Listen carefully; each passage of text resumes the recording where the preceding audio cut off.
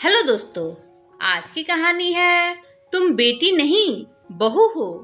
विदाई के समय शिल्पा को गले लगाते हुए माँ ने कहा, आज से तेरे सास ससुर ही तेरे माँ बाप हैं। तभी मंजू जी बोलती हैं, चिंता ना करो समधन जी, बहू नहीं बेटी ले जा रहे हैं। शिल्पा का ससुराल में पहला दिन था। वह सुबह जल्दी उठकर नहा धोकर तैयार हो गई। बहू को देखने के लिए अभी रिश्तेदारों का आना जाना चल ही रहा था कि शिल्पा की सास मंजू जी कमरे में आती हैं। अरे यह क्या बहू, तुम तो ऐसे ही बैठी हो बिना घूंघट के?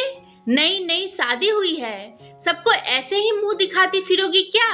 चलो घूंघट कर लो। शिल्पा को पहले ही दिन अपनी सास मंजू जी से ऐसे व्यवहार की उम्मीद न थी। शादी के पहले फोन पर जब भी बात होती थी तो हमेशा यही कहती थी, नेहा की तरह तुम भी हमारी बेटी हो, बेटी की तरह रखेंगे। फिर ये क्या?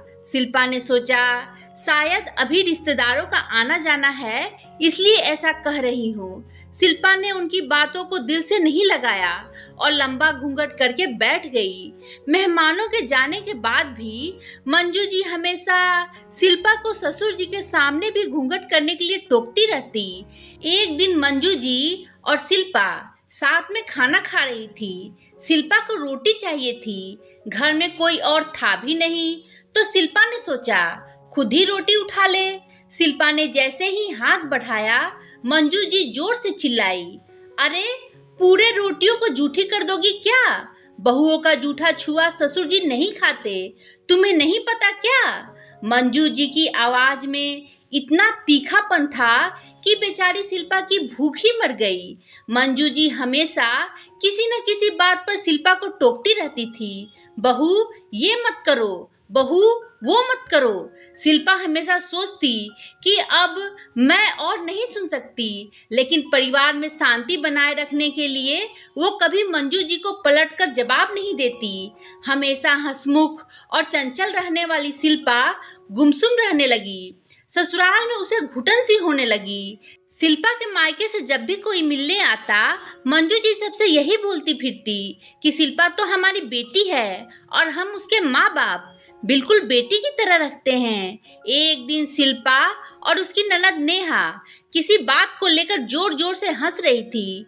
तभी मंजू जी गुस्से से आई और बोली, बहुएं इतनी जोर से हंसती है क्या?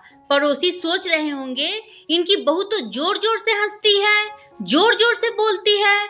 तुम्हारे माँ बाप ने कोई संस्कार नहीं सिखाए क्या? माँ बाप के संस्कार पर सवाल उठने पर शिल्पा से रहा न गया। वह बोल उठी, माँ जी आज आप मुझे बता दीजिए कि मुझे यहाँ बेटी की तरह रहना है या बहू की तरह? एक और तो आप सबसे यही बोलती फिरती हैं कि शिल्पा को हम बेटी की तरह रखते हैं, तो क्या बेटियां हमेशा घर में घूंघट में रहती हैं? बेटियों का छुआ भोजन कोई पिता नहीं खाता क्या? बेटियां अपने घर में जोर जोर से हंस बोल नहीं सकती क्या? सिर्फ कह देने से बहू बेटी नहीं बन जाती। अपने व्यवहार और सोच में भी उसे बेटी की तरह ही प्यार और स्वतंत्रता देनी पड़ती है। मंजू जी के पास शिल्पा के सवालों का कोई जवाब नहीं था। वो चुपचाप अपने कमरे में चली गई। दोस्तों, हमारे समाज में आज सभी ससुराल वाले यही कहते हैं कि हम बहू को बेटी की तरह रखते हैं। फिर क्यों कदम कदम पर उन्हें यह एहसास दिलाया जाता है कि तुम बेटी नहीं बहू हो? सिर्फ बहुओं से ही ये अपेक्षा की जाती है कि वह सास ससुर को माँ बाप की तरह प्यार और सम्मान दे, और जो लड़की अपने माँ बाप भाई बहन को छोड़कर आती है वह ससुराल में सभी को अपने परिवार की तरह मान भी लेती है।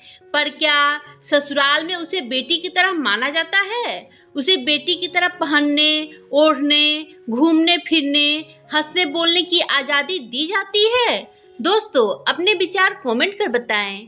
कहानी पसंद आई हो तो लाइक शेयर करें और मेरे चैनल को सब्सक्राइब करना ना भूलें। धन्यवाद दोस्तों।